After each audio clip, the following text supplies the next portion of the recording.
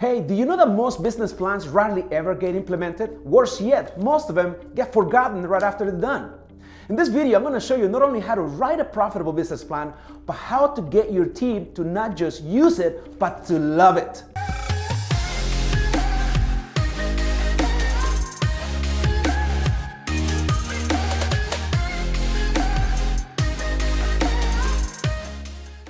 Hey everybody, welcome to my channel. I am your host, Leo Landaverde, business coach, investor, and fellow entrepreneur helping you scale your business and increase your wealth. If you are a Christian business owner or faith-based entrepreneur, you want to learn how to scale your business to 7 figures and beyond, then subscribe to my channel. Don't forget to hit the bell. You'll be notified every Thursday when a new video comes out. Over the past few years, I've helped hundreds of business owners and entrepreneurs just like you build, scale, and sell their businesses, sometimes for millions, and I can help you too. So please reach out to me directly. My contact information is below in the video description. So I hear from a lot of business owners on how hard it is to write up a business plan. And it can be. There is a process to follow. It can be much easier if you follow certain steps. And I've been working, with a lot of business owners over the years and kind of fine-tuning what it's a good, actionable growth plan. I don't really call it a business plan. I call it a growth plan. So I'm going to do a quick walkthrough. This is the 10-page document, and as I said before, there is a link for you to download it. I'd be happy to give it to you. It's something that I've tweaked and honed over the years that make just what you need, just the information that you need. So let's take it from the top. So every growth plan begins with an executive summary. Think of it as a high-level overview of the entire business plan. As it says here, the 30,000-foot view of your business and the opportunity, the size of the market, competitors, etc. So think of it as if you were to get in an elevator and you had 30 seconds to tell your story to a potential lender, investor, or partner in your business. What will you say in those 30 seconds? Right? It's a pitch, and it's a high-level summary. So if you're not able to really distill the essence of your business in 30 seconds, you got work to do. It should be very simple. As you roll top of your tongue, you should be able to just call it out. That is the executive summary. So in order for you to have your executive summary, so as it's easier as you begin to flesh it out, as we're going to go over, and eventually you're going to have a summary which goes on top. If you're struggling with budgeting and forecasting, but want to grow your business so you can have a huge impact on God's kingdom, I can totally help you. I'm on a quest to help 10,000 small business owners to scale to 7 figures and beyond. Please email me directly at leo@greenlandhq.com. My email address is below. So, company overview here, and before we get any farther. So, this is I highly recommend that you have if you have a business, that you have employees, if you have a management team, even if it is just a couple of people, it's good. It's a good idea. I advise that you set some time aside, perhaps a morning, where you can really work on it together. I've done plenty of growth plans over the last few weeks. Companies have different fiscal years. Some have a fiscal year 3/31, some 6/30, some 10/1, some 12/31. No matter where you are, I think a business plan is always good to have. And this is not a one look at it once and forget about it. This is a living document. You're gonna have to definitely come back to it, if not monthly, quarterly. So I wanted to just make sure you do that. Hey, if what I'm talking about resonates with you, please like and comment below. YouTube really loves engagement. If you comment, it really helps my channel. I appreciate you doing that. Thank you very much. So the company overview is who you are, what you do, what makes you unique. Okay, the problem and the solution. What is the problem that your product or services solves? You should be able to articulate that rather quickly, because if there was no problem to fix, then there's no reason for you being in the marketplace, right? Because to the problem, you have the solution. And the solution is your money-making sweet spot. And I've done a couple other videos on the money-making sweet spot, but there's a couple things for you to keep in mind. Is that number one is, what is your business good at, right? You're not good at everything, right? Your solution, of many products or services that you have, not all of them are going to do as well.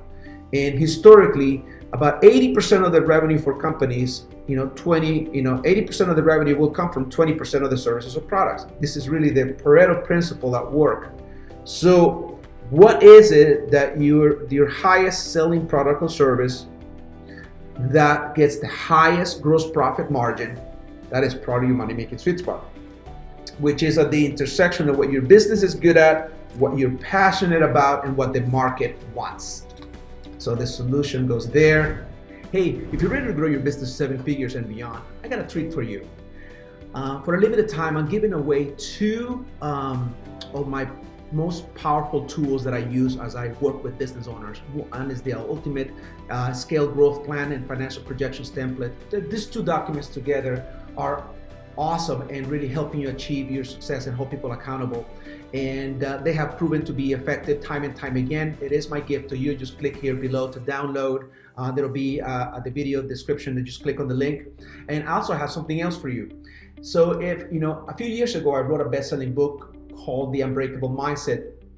It was really powerful. You can find it in Amazon as well, but I'm giving it to you. I had many 5-star reviews, and I think it was born out of just a very difficult time that I went through. And I think it's going to be helpful to know the mindset, it's everything. So please enjoy it and let me know how you like it. Competition. You should always know what the competition is doing. Who are you up against and how can we do it better? I always suggest that you do secret shopper, that you or somebody in your business checks on the competition to see what they're up against, what they're doing. Are they rolling out any new services or products? You should know your competition as well as they do. Because if you don't, how are you going to find your angle? Really, there is something that your competition is not doing that you can either do, or if they're already doing it, you can do it better. So you should always know your competition. You should know your top 3 competitors in your marketplace, and you should know them by every means. How many employees, what their revenue numbers were last year, if you can get that information, their sales, their marketing strategy, their sales strategy, their operational strategy. It's a great thing you need to know your competition so you know what you're up against. And your marketing plan really comes out understanding what's going on in the marketplace with the competition. So what media channel do we intend to dominate? Now this is important. The marketing plan is really at the tip of the spear as far as your brand. What you're telling the marketplace, what your brand is all about. The marketing plan is basically how people are going to know about you. And the truth is, unless you have unlimited resources, you won't be able to dabble in everything. Either you're going to be good at one thing, or you're going to be really mediocre at everything. So whether you choose to go with Facebook as your marketing, or YouTube as your marketing, or email marketing, or traditional print media, or TV or radio, those are cost prohibitive for most small business owners. You have to choose one thing and become so good at it that it will be very hard for you to be ignored. Now for me, I've chosen YouTube to do this, and it's really done well for me. So what media channel do you intend to dominate? Financials. You cannot have a good growth plan without financials. So historical revenues and forecast, the year, the revenue, and the growth percentage year over year. So it's pretty self-explanatory. I always like to have that as a reference in any growth plans. And this comes something that I just absolutely love, is to have a dashboard along with your growth plan. And I'm going to give you a list of some of the most basic or some of the most popular financial ratios that you should consider for your business, regardless of whatever stage you're in. One is your year-over-year revenue growth. And so I have 5 columns for you. From the left, it tells you what financial ratio that is. The second column is what it tells you about the aspect of your business. In the third column, where will you get this information? Number 4, who is going to be responsible for getting this information? And in the 5th one is going to be how often will you track this information? This is basically a way to hold you and your team accountable for those goals. And I think as you grow, you shouldn't really hide your revenue from your key staff. I think they need to know the whole, really the whole concept of profit sharing is that people need to know what they're actually sharing the profit on. So your year-over-year revenue growth, this tells you how fast your company is growing, and it comes from the income statement or the profit and loss, and it should be reviewed monthly. Then you got your gross profit margin as a percentage of sales, which is your gross profit as a percentage of sales. Also comes from the income statement. You should be looking at it monthly. If you are a manufacturer or a restaurant or any type of business that has historically low gross margins, you should definitely scrutinize your cost of goods. Third is your net profit margin, which is your bottom line. What is, out of every dollar that you're selling in the marketplace, how much is falling to the bottom line? That comes from the income statement. Now, the rest of them are a little more technical, and you may or may not be ready to implement it, but I think it's good that you know what's coming. You should definitely understand what your days cash on hand is, which is the number of days the company can continue to pay this operating expense given whatever cash you have available. Cash is king. So essentially is how soon before you run out of cash. You need to understand that. Which comes from two places. Comes from your income statement and your balance sheet. At the very least, you should be looking at it monthly. But if your cash is good, you can look at it on a quarterly basis. Working capital is next, which is really your current assets minus your current liabilities expressed in dollars. Bottom line, how much capital we have available, and it's on the balance sheet. Current ratio, which is how we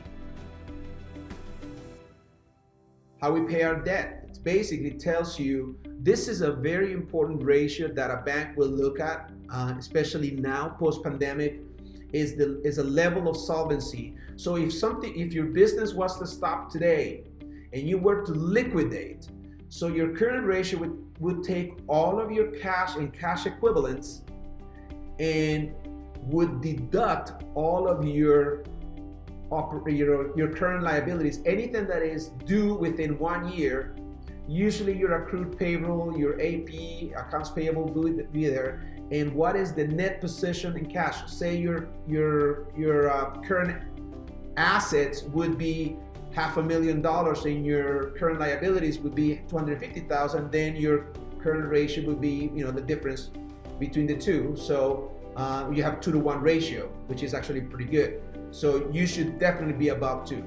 Your gross burn rate, which is your monthly operating expenses over a time period, and your debt to equity. As businesses begin to, and keep in mind that this is very important as you're actually raising capital and you choose not to sell equity, right? So there's only 3 ways for you to raise capital. One is organically through sales.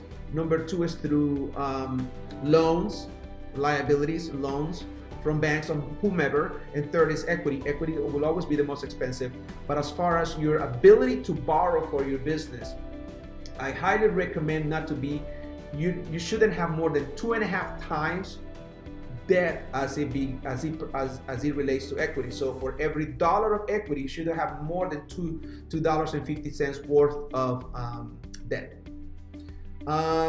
Here's the most powerful part of a growth plan. And here's when we really begin to get your team involved. And if you get a buy-in from your team, it is easier to achieve a goal if everybody has a say in it.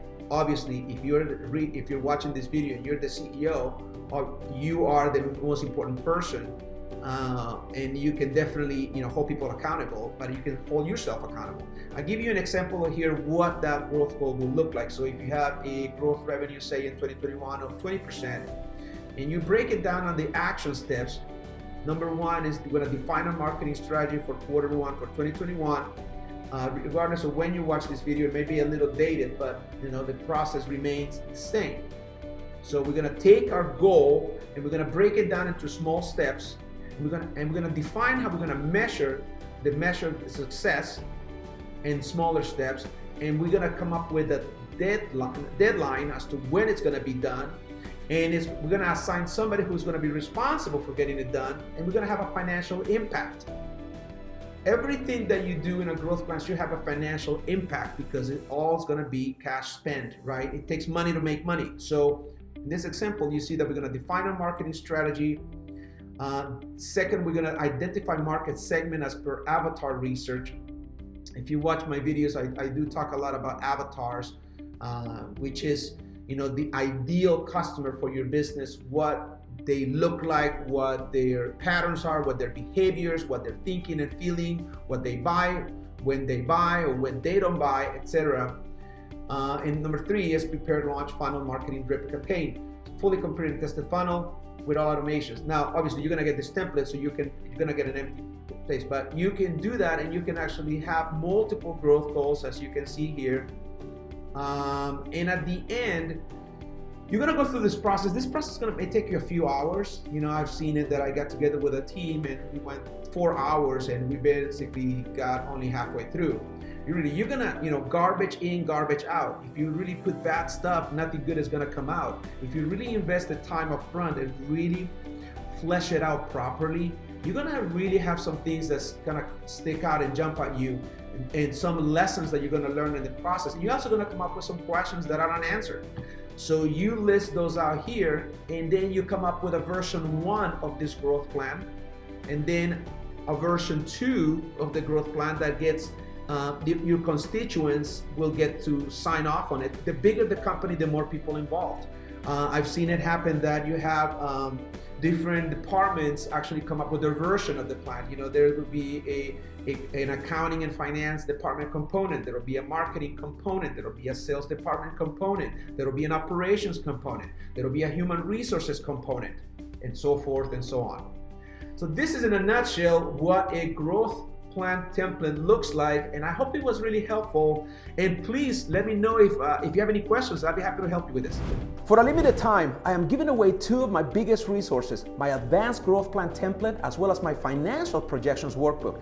These 2 documents together have helped hundreds of business owners predict and achieve financial success in their business. Go ahead and click on the link below. They are my gift to you.